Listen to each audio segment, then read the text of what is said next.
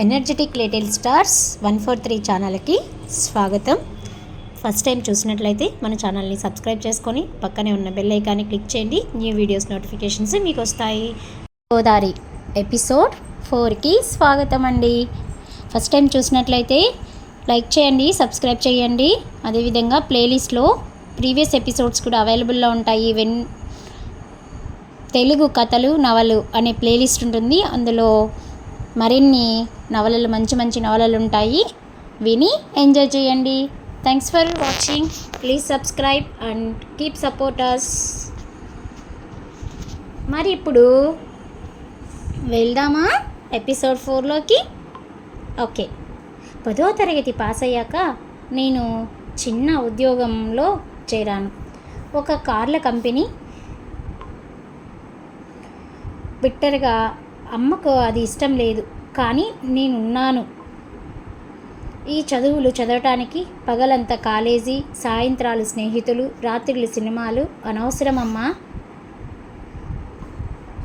స్నేహితులు, రాత్రులు సినిమాలు అనవసరమమ్మా. చివరి 2 వదిలేస్తే రోజుకి 2 గంటలు చాలు అని అమ్మ కళ్ళల్లో ఎంత దాచినా దాగని సంతోషం కనపడింది. బహుశా తన పట్టుదల, జీవితం పట్ల ఉన్న కమాండ్లో కొద్దిగానైనా కొడుకులో కనపడుతున్నందుకేనేమో అమ్మ దాచిన డబ్బాలు. అప్పటి నుంచి నేను కూడా డబ్బు వేయడం ప్రారంభించాను. ప్రైవేటుగా చదువు కొనసాగించాను. నేను బీకామ్ పాస్ అయిన రోజు ఇద్దరం కలిసి దాన్ని ఓపెన్ చేశాం. ఆ ఆనందం చెప్తే అర్థం కాదు, అనుభవించి తీరాల్సిందే. బ్యాంకులో వేసుకున్నా రాదు.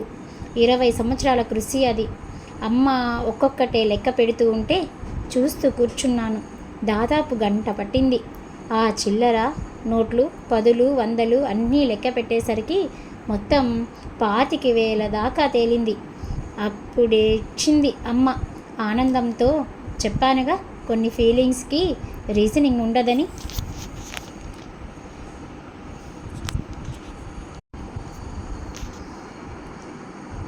ఆ 25,000తో ముగ్గురితో భాగస్వామిగా చేరి సెకండ్ హ్యాండ్ కార్లు కొనడం, అమ్మటం, షాప్ పెట్టం. ఇందిరాగాంధీ పుణ్యమా అంటూ కారు ధరల్లో విపరీతమైన ఫ్లక్చువేషన్స్ ఏర్పడ్డాయి. ఆ రోజుల్లో మేము పట్టిందల్లా బంగారం అయింది. అందులోనూ నాకు ఈ నరకంలో చిన్నప్పటి నుంచి అనుభవం ఉండటం మేలు చేసింది. 4 సంవత్సరాలు తిరిగేసరికల్లా నా MBA పూర్తయింది. మరోవైపు ప్రమాద ఇండస్ట్రీస్ 3 పువ్వులు 6 కాయలుగా వర్ధిల్లింది. అన్నట్టు మా అమ్మ పేరు మీకు చెప్పలేదు కదూ, ప్రమద్వర. ప్రతి పురుషుడికి విజయం వెనుక ఒక స్త్రీ ఉంటుందంటారు. ఆ స్త్రీ ప్రేయసి అయితే విజయం యవ్వనం నుంచి స్టార్ట్ అవుతుంది. తల్లి అయితే బాల్యం నుంచి మొదలవుతుంది. ఆ రోజు సాయంత్రం ఆఫీస్ నుంచి ఇంటికి వస్తుంటే మధ్యలో కార్ ట్రబుల్ ఇచ్చింది. ఇల్లు దగ్గరే అవటంతో నడిచి వచ్చేసాను. నా రాక వాళ్ళకి తెలీదు. ముందు హాల్లో కూర్చొని ఉన్నాడు అతను. అమ్మ అటు తిరిగి మాట్లాడుతుంది. అతడి గడ్డం పెరిగి ఉంది. బుగ్గలు లోపలికి పోయాయి. నా మొదటి అనుమానం నా తండ్రి మీదకు వెళ్ళింది. కానీ అతడు తండ్రి కాదు. అతడు అంటున్నాడు, నిన్న నువ్వు ఇచ్చిన 10,000 చాలా సాయం చేశాయి పెద్దమ్మ. ఇంకొక 10,000 భైరవమూర్తికి ఇవ్వాలి. కొంచెం సేపు అతడు అడుగుతున్నది నాకు అర్థం కాలేదు. భైరవమూర్తి అన్న పేరు నా ఆలోచనలని స్తంభింపజేసింది. నా తండ్రి జైల్లో ఉండి ఇతడిని పంపాడు అన్నది అర్థమైంది. ఇన్నాళ్ళు లేదనుకున్న పీడ తిరిగి మొదలయ్యింది. పక్క కిటికీ ఊచల మధ్య నుంచి నా తల్లి మొహం అస్పష్టంగా కనిపిస్తుంది. ఆమె మొహం భావరహితంగా ఒక తెల్ల కాగితం వలె ఉన్నది. వివాహం జరిగిన మరుక్షణం నుంచి బాధలు పెట్టి మొత్తం జీవితంలో 4-5 సార్లు కన్నా ఎక్కువ కలుసుకున్న ప్రతిసారి డబ్బు కోసం బాధ పెట్టే అతని మీద ఆమెకి గౌరవం కానీ ప్రేమ కానీ ఏముంటాయి? కానీ ఇంతవరకు జరిగింది వేరు. తాగుడు కోసం భార్యను పీడించటం సామాన్య విషయం. కానీ జైలు నుంచే ఎవడో చెంచగాడిని పంపించటం సహించలేని విషయం. ఇలాంటి రాయబారాలు ఇంకోసారి తేకుండా వాడికి బుద్ధి చెప్పడం కోసం అడుగు లోపలికి వేయబోతూ ఉంటే తిరిగి వాడి కంఠం వినిపించింది. ఇవ్వక తప్పదు పెద్దమ్మ, నీ కొడుకు భైరవమూర్తికి పుట్టినోడు కాదు. నీ మొగుడి రక్తం ఆడిలో ప్రవహించటం లేదు అని ఎవరికి చెప్పకుండా ఉండాలంటే 10,000 ఇయ్యాల్సిందే. భూమి గిర్రున తిరుగుతున్నట్టు అనిపించింది. తలుపు రెక్క పట్టుకొని నిలదొక్కున్నాను. నా తల్లి నన్ను పెంచి పెద్ద చేసిన మాతృమూర్తి. ఆమె జీవితం వెనుక నీడలు పరివర్హిస్తున్నట్టు కనిపించాయి. వికృతంగా నవ్వుతున్నట్టు అనిపించాయి. ఒక నల్లటి మేఘం నన్ను కమ్మేస్తున్నట్టు కదిలిపోయాయి. ముందు కురికి, అమ్మా ఏమిటిది, వీడు చెబుతున్నది నిజమేనా అని నిలదీద్దామని అనిపించింది. కానీ ఏదో తెలియని వివేకం నన్ను వెన్ను తట్టి ఆపు చేసింది. ఆమె నా తల్లి, నా దగ్గర డబ్బు లేదు, నేనివ్వలేను అంటుంది అమ్మ. అతడు లేచాడు. ఆలోచించుకో పెద్దమ్మ, రేపే వేళకి వస్తాను. నువ్వు డబ్బు ఇవ్వలేదనుకో, నీ కొడుకు ఇప్పుడు పెద్ద పొజిషన్లో ఉన్నాడు. ఆడు జైల్లో ఉన్నోడి కొడుకు అని బయట పెంచటానికి తెలియటం అంత బాగోదు. ఆ తర్వాత కొన్ని రోజులకి ఈడిసలు ఆడి కొడుకు కాదు, మోల్లో మంగళసూత్రం కట్టినోడు మాత్రమే మా భైరవమూర్తి. కడుపు నింపినోడు ఇంకోడు ఏరే ఉన్నాడు. కడుపుతో ఉన్నదాన్ని జాలిపడి మా భైరవమూర్తి చేసుకున్నాడని ఇంకో పీలరు వదులుతాను. దానికి పల్లెంతా వచ్చి సాక్ష్యమిస్తుంది. నువ్వంటే పారిపోయి వచ్చావు కానీ గోదావరి పక్కన ఆ పల్లె అట్లాగే ఉందిగా. వాళ్ళందరికీ నీ సంగతి తెలుసు. వాళ్ళకి నువ్వు ఇక్కడున్నావని తెలిస్తే అప్పుడు నీ గతి ఎట్టా ఉంటుందో ఆలోచించుకో. ఈ రహస్యం నాకు భైరవమూర్తికి తప్ప ఇంకెవ్వరికీ తెలీదు. నన్ను మంచి చేసుకున్నావా ఇంకసలు బయట పడదు. వెళ్ళొస్తా, మళ్ళీ రేపొస్తా, డబ్బు రెడీగా ఉంచు. నేను పక్కకి తప్పుకున్నాను. వాడు ఛాతి విరుచుకుంటూ వెళ్ళిపోయాడు. లోపల అమ్మ చిత్తరవుతూ నిలబడి ఉంది. రక్తం ఇంగిపోయిన మొహంతో పాలరాయిలా. వాడిని కాస్త బయటికి వెళ్ళనిచ్చి నేను మెట్లు దిగాను. వాడు గేటు దాటి వెళ్తున్నాడు. కింద మెకానిక్ వచ్చి నిలబడి ఉన్నాడు. కారు తాళాలు అందించి, బాగైంది సార్ అన్నాడు. కారు తీసుకొని బయటకు వచ్చాను. వాడిని 2 సందులు నడినిచ్చి వెనుక నుంచి కారు పక్కకు తీసుకెళ్ళి ఆఫ్ చేశాను. కారెక్కు. ఎవరు నువ్వు? కారెక్కు చెప్తాను. ఎవరంటే చెప్పవే. కారు దిగి చుట్టూ తిరిగి వాడి దగ్గరకి వెళ్ళాను. ఫ్రంట్ డోర్ తీసి పట్టుకొని ఎక్కు చెప్తాను అన్నాను.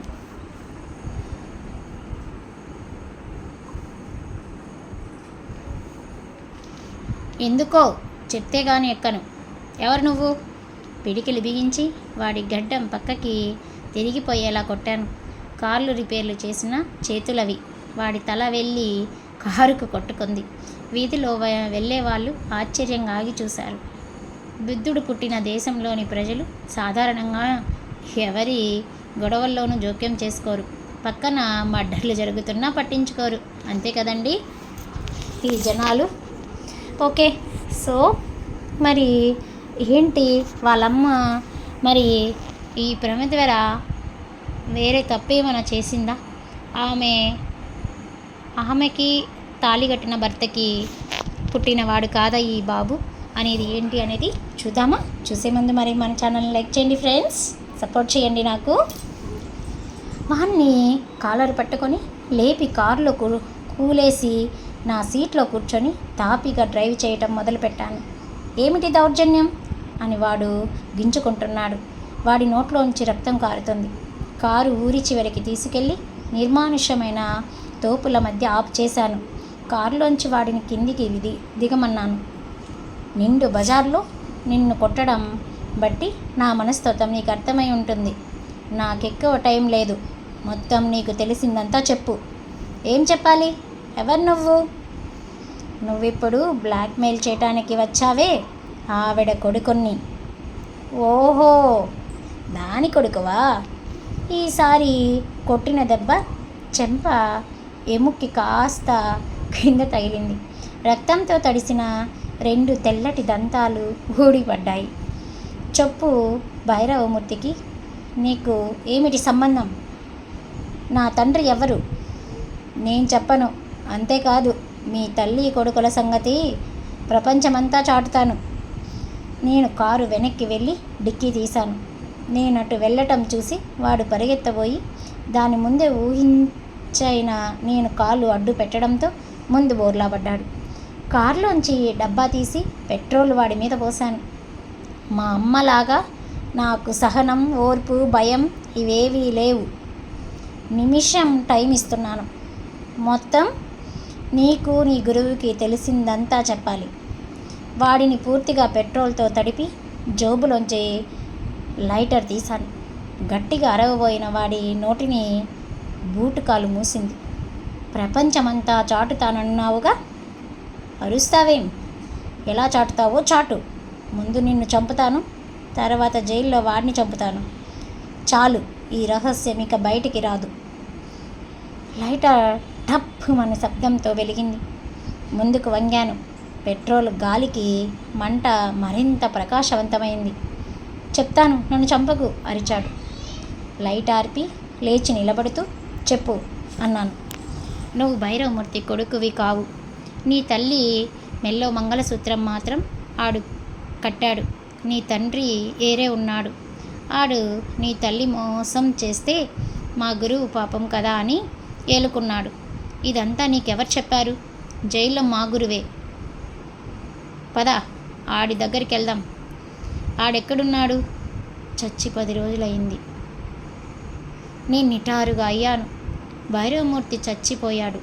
నా తల్లి భర్త చనిపోయాడు. నాలో మారుతున్న భావాలు పట్టించుకోకుండా వాడు చెప్పుకుపోతున్నాడు. సచ్చే ముందు నన్ను దగ్గరికి పిలిచి ఆడు చెప్పాడు, ఇంకో వారం రోజుల్లో బయటకు వెళ్తున్నావు. నీకేమైనా డబ్బు అవసరం కావాల్సి వస్తే నా పెన్లాన్ని అడుగు. మంచి పొజిషన్లో ఉంది. దాని కొడుకు రహస్యం నీకు తెలుసునని చెప్పు, చాలు, డబ్బిచ్చేస్తుంది అన్నాడు. పాపం సచ్చే ముందు కూడా శిష్యుణ్ణి గుర్తించుకున్నాడు. వాడిని మెడ పెట్టుకొని పైకి లేపాను. నేనెవరి కొడుకుని? నాకు తెల్వదు. తెలుసు. ఈ విషయం కూడా అతడు నీకే చెప్పి ఉంటాడు. చెప్పు. నా తల్లిని మోసం చేసిందెవరు? సత్యప్రమాణికంగా చెప్తున్నాను. పేరు చెప్తే చాలు, డబ్బిచ్చేస్తుంది అని చెప్పాడు. మిగతా వివరాలు ఆడికి కూడా తెలియవని నా నమ్మకం. నీ తండ్రి ఎక్కడున్నాడో ఆడికి కూడా తెలీదు. పెదవులు బిగించి కటువుగా అడిగాను. ఏం పేరు చెప్పాడు? పెళ్ళికి ముందు నా తల్లిని మోసం చేసిన వాడి పేరు ఏమని చెప్పాడు వాడు. అరుపుకి సరుగుడు చెట్లు కదిలిపోయాయి. అయ్యంపూడి ఆనందరావు. భూమి, గాలి, చెట్లు నా తల్లిని మోసం చేసిన వాడి పేరు ఉన్నాయి. రేపు వాడి చావుకి అవే సాక్ష్యాలుగా మేలుతాయి. ఆ పేరు 4-5 సార్లు మనసులో మననం చేసుకున్నాను. అయినంపూడి ఆనందరావు. ఎదురుగా నిలబడ్డ మనిషిలోంచి పెట్రోలు వాసన గాలితో పాటు వస్తుంది. నోట్లోంచి రక్తం ఇంకా కారుతుంది. వాడు పూర్తిగా బెదిరిపోయినట్టు కనిపిస్తున్నాడు. ఇక వాడి గురించి ఏ ప్రమాదము ఉండనట్టే తోస్తుంది. ఈ పేరు నీకు తప్ప ఇంకెవరికీ తెలియదు కదూ? తెలీదు. చెబుతావా? చెప్పను. మళ్ళీ మా ఇంటి వైపు వస్తావా? రాను. నా తల్లిని కలుసుకోవడానికి ప్రయత్నిస్తావా? లేదు, అస్సలు ఈ ఊళ్ళో ఉండను, వెళ్ళిపోతాను. వెళ్ళు. మళ్ళీ ఇంకోసారి నిన్ను చూశానంటే ఈ విషయం నువ్వు ఎవరికైనా చెప్పావా లేదా నే అడగను. పెట్రోల్తో కూడా కాల్చను. ఒకే పోటు గుండెల్లో. అర్థమైందా? వాడు తలూపాడు. వేళ్ళు నేను మనసు మార్చుకునేలోపు వెళ్ళు, పరిగెత్తు అన్నాడు. వాడు వెనుదిరిగాడు. ఇంకొక విషయం, భైరవమూర్తి చనిపోయినట్టు నా తల్లికి తెలియటానికి వీల్లేదు. వాడు తలూపి పరిగెత్తుకుంటూ వెళ్ళిపోయాడు. కారులో కూర్చున్నాను. వెంటనే స్టార్ట్ చేయలేదు. అప్పటి వరకు ఉన్న మూడు పోయి నిస్సత్వత ఆవరించింది. ఆ తల్లి ఎందుకింత ఆవేదన చెందుతుందో అర్థమైంది. ఇన్నాళ్ల గతం తనని నీడలా భయపెడుతూ వచ్చిందన్న సంగతి. ఆమె పట్ల కోపాన్ని, అయిష్టాన్ని కలగజేయలేదు. ఈ ప్రపంచంలో స్త్రీ నష్టపోవటం అనేది మగవాడి మోసానికి ప్రతీక మాత్రమే. ఇన్నాళ్ళు ఇన్ని అగ్నిపర్వతాల్ని మనసులో దాచుకొని ఒక కొడుకు భవిష్యత్తు కోసం కష్టపడిన ఆ స్త్రీ నాకు తల్లి కాకపోయినా ఈ కథ తెలిసాక నాకు ఆమెపై కోపం రాదు. నా కోపమంతా అతడి మీదే ఉంది. మరి ఈ ఆనందరావు ముందే ఈ ప్రమదవర ఇద్దరు లవర్స్ అయిన తర్వాత మరి ఇంకో ఆమెను చేసుకున్నాడా ఏంటి అనేది మరి తెలుసుకుందామా? Okay, let's start. Ainampudi Anandarao. అతడు ఎక్కడున్నాడో పట్టుకుంటాను, ప్రపంచంలో ఎక్కడున్నా సరే.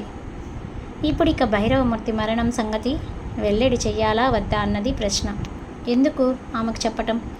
మొత్తం జీవితంలో 10-12 సార్లు కలుసుకున్నప్పుడల్లా డబ్బు కోసం వేధించి ఇప్పుడు ఆమె జీవితం నుంచి నిష్క్రమించిన ఆ వ్యక్తికి తాను వెళ్ళిపోతూ నా తల్లి నుదుట కుంకుమ గాజులు తీసుకెళ్లే హక్కు ఏముంది?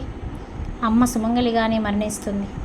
బ్లాక్మెయిల్ చేయడానికి అతడు ఇంకా రాలేదేమిటా అని కొంతకాలం ఆశ్చర్యపోయినా క్రమంగా మర్చిపోతుంది. పోనీ అంతకన్నా కావాల్సిందేముంది? నా ఆలోచన కరెక్ట్ అనిపించింది. నా తల్లి భర్త మరణ విషయం ఆమెకి చెప్పుకోదలుచుకోలేదు. నా తండ్రి ఎవరో తెలిసిన మరుక్షణం నుంచి మాత్రం అనుక్షణం అతన్ని మానసికంగా చంపుతాను. ఆ ఆలోచన వచ్చాక మనసు కొంత సర్దుకుంది. కారు స్టార్ట్ చేసి ఇంటికి వచ్చేశాను. ఇల్లంతా నిశ్శబ్దంగా ఉంది. చీకటి పడినా ఇంట్లో లైట్లు లేవు. అమ్మలాగే కూర్చొని ఉంది. లైట్ వేసి అప్పుడే ఆఫీస్ నుంచి వచ్చిన వాడిలాగా ఏమిటమ్మా అలా కూర్చున్నావు అని అడిగాను.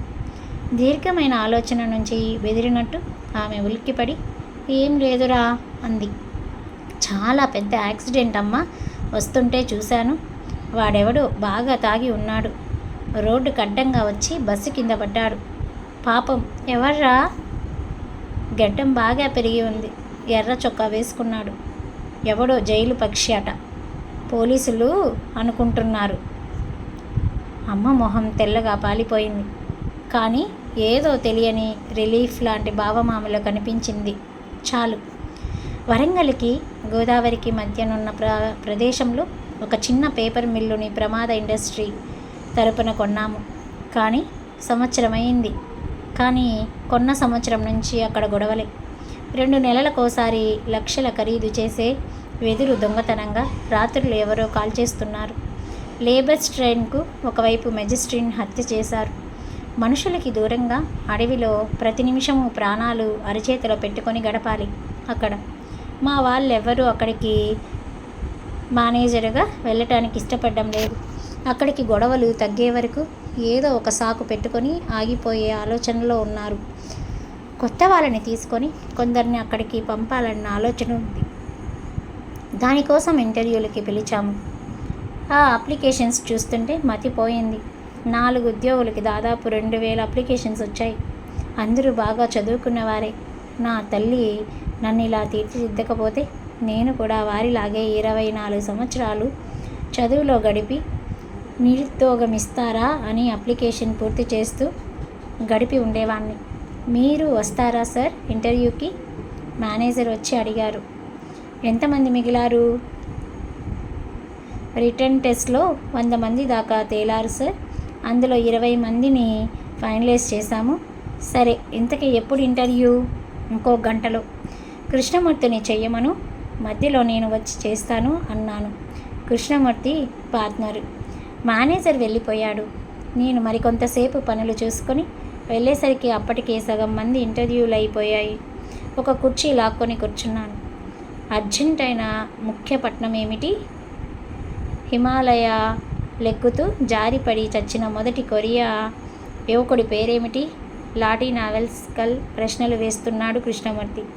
మా క్లారిటీకి బ్రేక్ లైనర్లు సప్లై చేసే మరొక కంపెనీ డైరెక్టర్ రికమెండ్ చేసిన ఒక అతనికి ఈ ఉద్యోగం ముందుగానే రిజర్వ్ అయిపోయి ఉండటంతో ఈ తదంగం అంతా కళ్ళనీళ్ళు తుడవటానికే.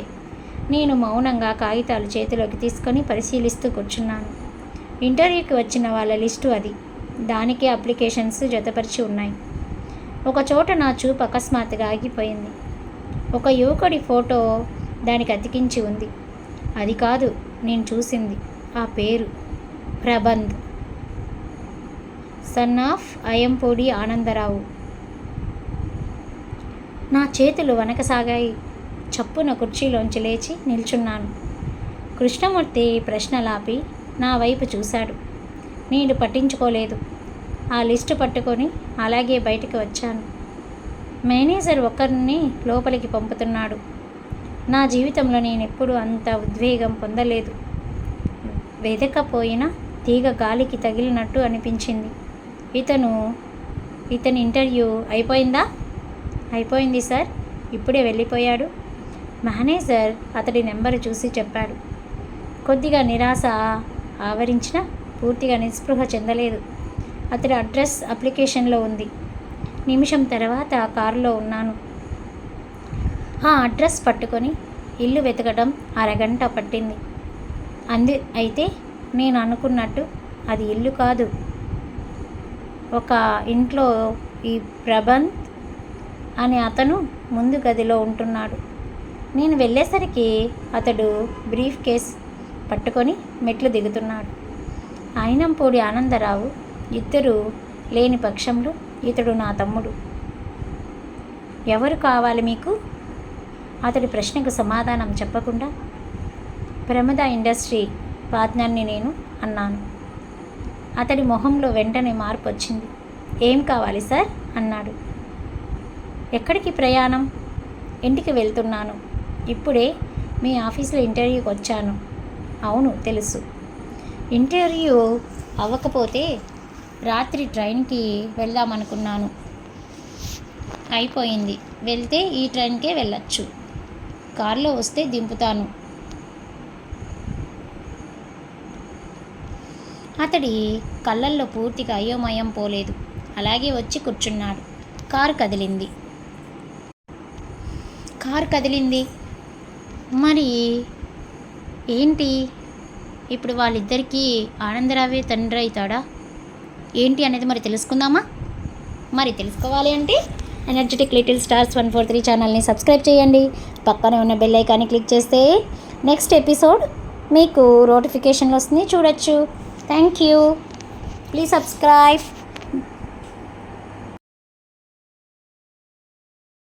మరి ఏం జరుగుతుందో నెక్స్ట్ ఎపిసోడ్లో చూద్దామా? చూసే ముందు మన ఛానల్ నచ్చినట్లయితే లైక్ చేయండి, సబ్స్క్రైబ్ చేసుకొని పక్కనే ఉన్న బెల్ ఐకాన్ని క్లిక్ చేయండి.